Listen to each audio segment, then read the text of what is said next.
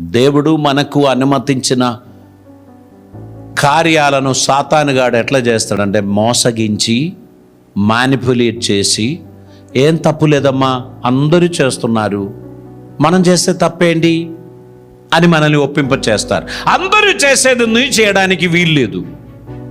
అందరూ చేయొచ్చు కానీ నీకు దాన్ని అనుమతి లేదు. నిన్ను దేవుడు ప్రత్యేక జనాంగముగా ఏర్పరచుకున్నాడు. దేవుని సొత్తైన ప్రజలుగా ఏర్పరచుకున్నారు. నీవు దేవుని కొరకు ప్రత్యేకింపబడిన వాడవు.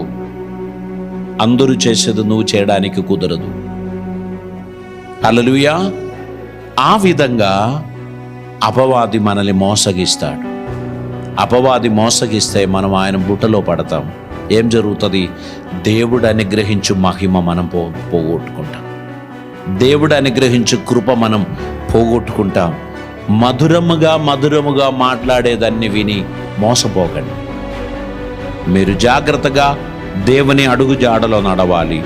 మీరు విన్న దానిని కాపాడుకోవాలి. మనకందరికీ కామన్ ఎనిమియే, కానీ వాని ప్రభావం మనలో వ్యత్యస్తంగా చూపిస్తాడు.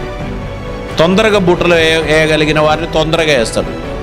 మరికొందరిని కొంతకాలం వెంటాడుతారు. కొంతకాలం వెంటాడి వీళ్ళ తర్కాలు, వాదాలు అన్నీ అధిగమించి వాళ్ళని బుట్టలో వేస్తారు.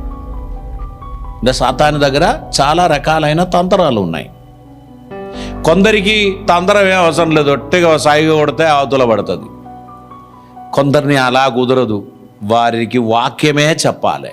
వాక్యం చెప్పి బుట్టలో వేస్తారు. మొత్తానికి సాతానుగాడి తంత్రం మనం తెలుసుకోవాలి, జాగ్రత్తగా ఉండాలి.